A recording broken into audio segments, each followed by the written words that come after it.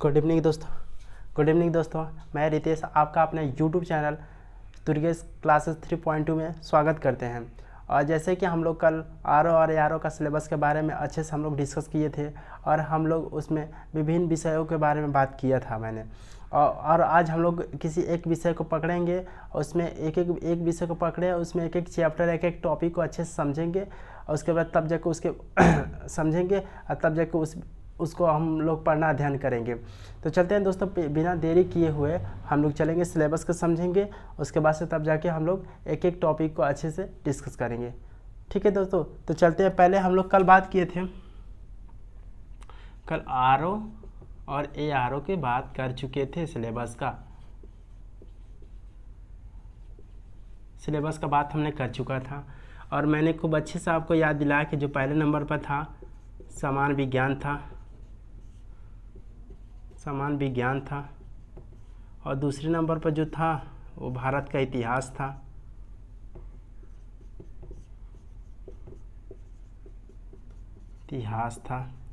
लेकिन कल हम इस क्रम में हम एक आपको ये भी बताया था मैंने कि जो हमारी एक सप्ताह जो होता है, एक सप्ताह के अंदर हम क्या करेंगे, 3 दिन सामान्य विज्ञान की बात करेंगे और 4 दिन भूगोल की बात कर लेंगे। क्योंकि देखिए ये भी लंबा टॉपिक है और ये भी लंबा टॉपिक है, तो 3 दिन इसका और 3 दिन इसका, और जो एक दिन बचा संडे, तो हम लोग उत्तर प्रदेश के बारे में बात करेंगे। ठीक, तो जैसे कि हम लोग कल उस क्रम में ये भी हम लोग बताया था, मैंने इसके बारे में चर्चा किया था, ये सब बताया था, एक सिलेबस के बारे में अच्छे से मैंने फिर ये भी बताया था मैंने कि इतना मतलब कि 3 दिन सामान्य विज्ञान रहेगा, 4 दिन भूगोल रहेगा और ये संडे का स्पेशल क्लास रहेगा, सिर्फ और सिर्फ उत्तर प्रदेश के बारे में बात करेंगे।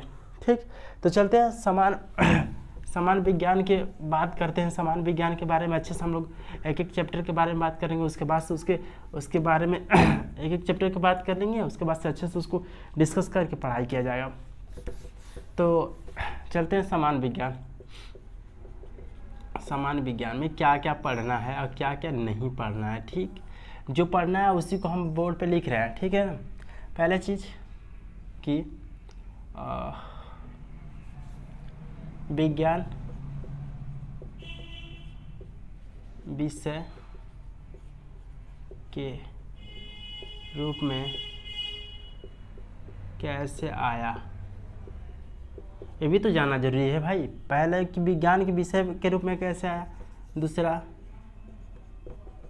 दैनिक जीवन में विज्ञान का महत्व, तीसरा नंबर बात कर लेंगे हम लोग कि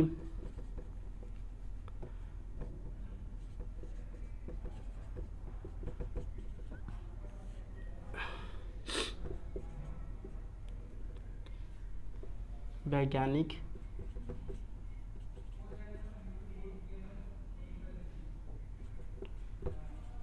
अपना योगदान दिया। ठीक, चौथा नंबर बात कर लेंगे हम लोग मापन मात्रक पद्धति। पांचवा नंबर पे देखेंगे हम लोग गति, बल, ऊर्जा का प्रकार। और छठवां नंबर पर हम लोग बात करेंगे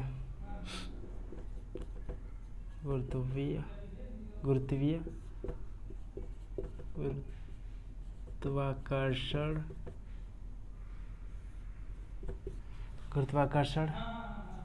बल, केपलर के नियम,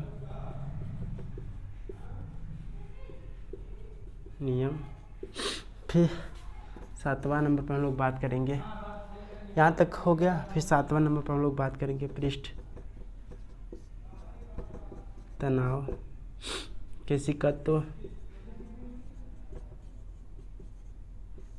तो बात करेंगे, संसंजक बल की बात कर लेंगे। संसंजक बल, असंजक बल, ठीक। संसंजक बल, असंजक बल की बात हो, किसी तत्व की बात हो गई। और इसी में बहुत सारे टॉपिक होंगे, वो पढ़ाते समय कवर कर लिया जाएगा, बाकी सब तो ठीक। और 8 नंबर पे आ जाएगा प्रकाश। और नीचे तो बोर्ड पे शायद दिख रहा होगा, 9 नंबर पे यही लिख देंगे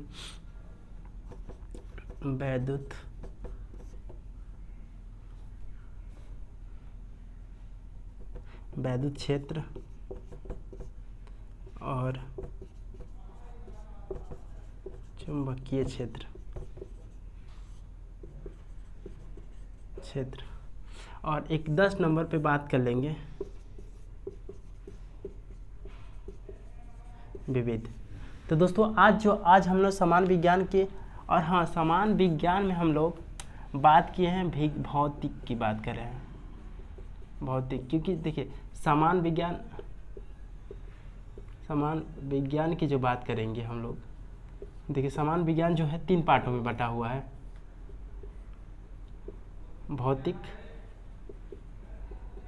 भौतिक हो गया, फिर से रसायन हो गया, फिर से जीव विज्ञान।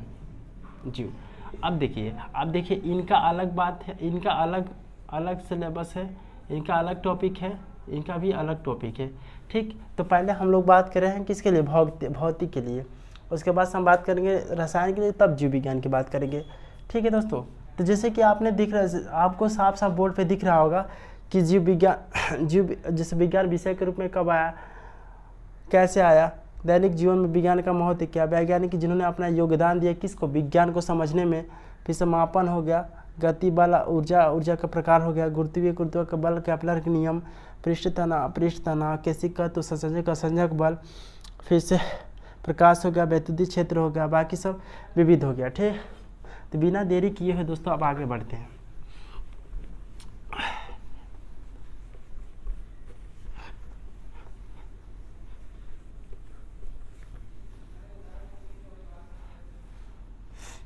विज्ञान,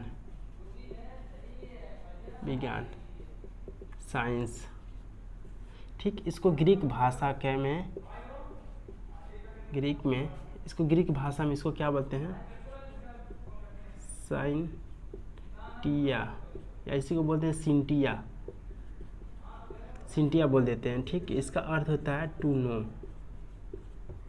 यानी कि जानना, ठीक, जानना, या फिर इसी को कह देते हैं नॉलेज, यानी ज्ञान प्राप्त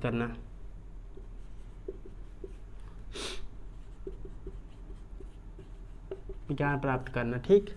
अब मान लेते हैं जानना किस चीज़ को बारे में, किसके बारे में जानना, तो हम लोग जानेंगे किसके बारे में, प्राकृतिक रहस्यों के बारे में। प्राकृतिक रहस्य के बारे में, प्राकृतिक रहस्य के बारे में, जैसे प्राकृतिक रहस्य क्या है, सूर्य का निकलना, तारों का टिमटिमाना,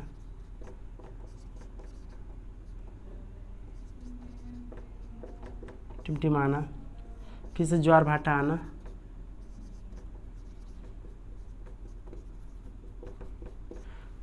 आना, फिर से दिन रात का होना,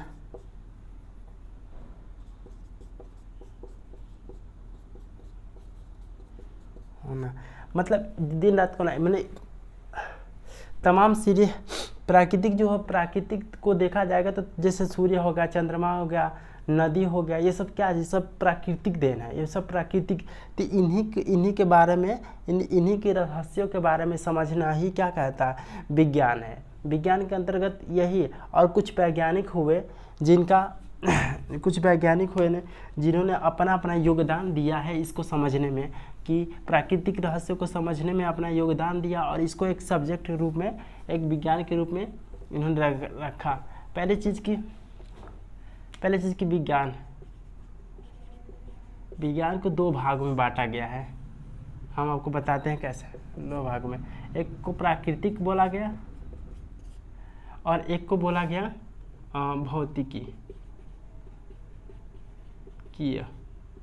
भौतिकीय। अब प्राकृतिक विज्ञान इसको बोल देते हैं। अब इसमें भी दो प्रकार के हो गए, एक जीव विज्ञान हो गए और फिर एक वनस्पति विज्ञान हो गया। ठीक है, विज्ञान हो गया। और इसमें भी उसी तरह से बात करेंगे। एक भौतिक, ये भी दो पार्ट है, भौतिक विज्ञान, एक रसायन विज्ञान।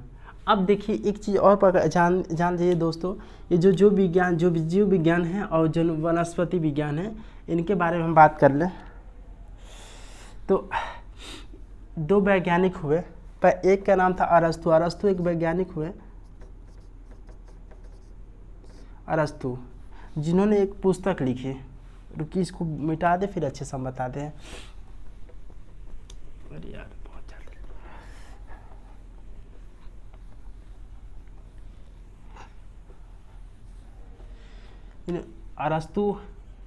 अरस्तु इसको पॉइंट बना के लिखिए।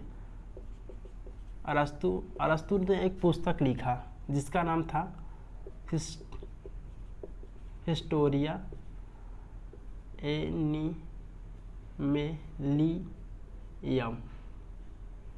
एनिमेलियम। इन्होंने एक पुस्तक लिखा और इन्होंने क्या किया कि 500 जंतुओं का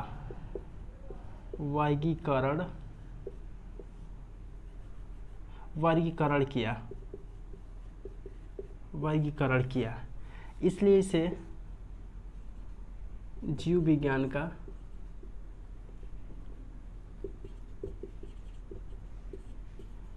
पितामह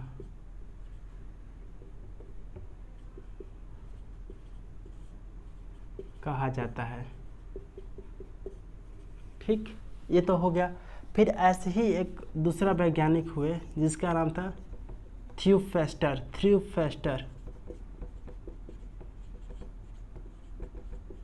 थ्यूफेस्टस। इन्होंने भी क्या किया कि इन्होंने भी एक पुस्तक लिखा हिस्टोरिया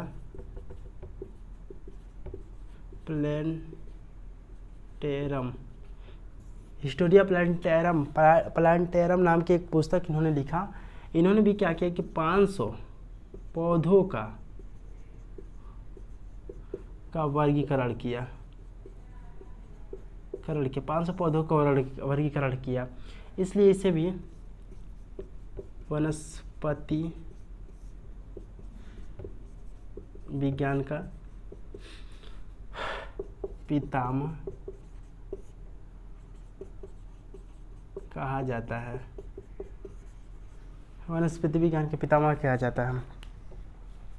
ठीक, और दो वैज्ञानिक ऐसे हुए जिनका एक लैमार्क हुए, एक ट्रेविनस हुए। दो वैज्ञानिक ऐसे हुए जिनका लैमार्क नाम है और ट्रेविनस। इन्होंने क्या किया कि 1901 में 1901 ईस्वी में लैमार्क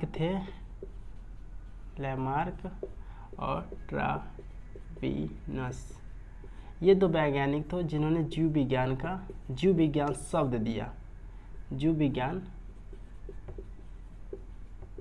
शब्द दिया। ठीक, इन्होंने जीव विज्ञान शब्द दिया। इसके अलावा दोस्तों बहुत सारे वैज्ञानिक जैसे लैमार्क हो गए, लुई पास्चर हो गए,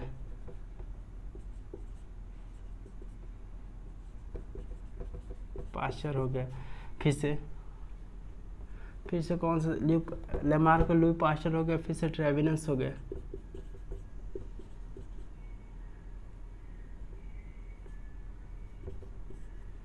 लुई पाश लीवेनहॉक हो गए,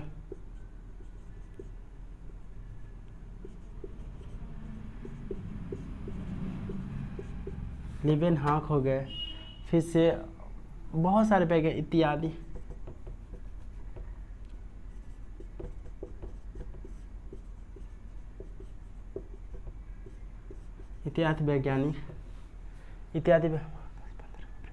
इत्यादि वैज्ञानिक हुए जिन्होंने अपना विज्ञान में योगदान दिया,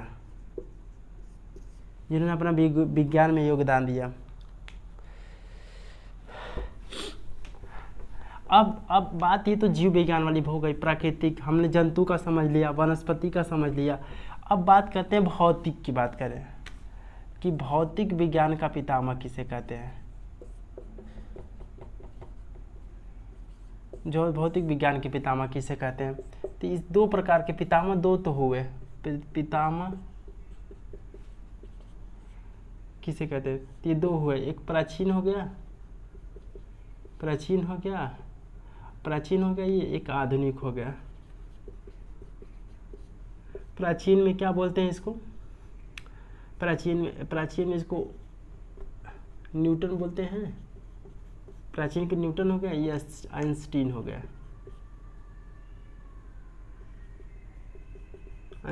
गया, ठीक। प्राचीन में, अच्छा, प्राचीन के पितामह न्यूटन हो गए और आधुनिक आइंस्टीन हो गए, ठीक। और आइंस्टीन ने सापेक्षता का सिद्धांत दिया था, इन्होंने सापेक्षता का सिद्धांत भी दिया था।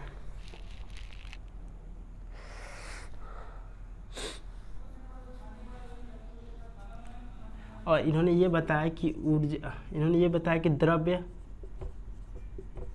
और ऊर्जा ये कभी नष्ट नहीं होता, नष्ट नहीं होगा, ठीक, ये नष्ट कभी नहीं होगा। अब बात ये तो इतना तक तो समझ गया।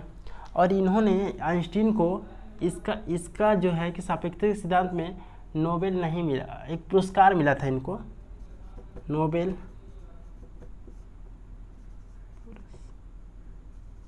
पुरस्कार मिला था। इसको इनके सापेक्षता के सिद्धांत के लिए नहीं मिला था, इनको मिला था विद्युत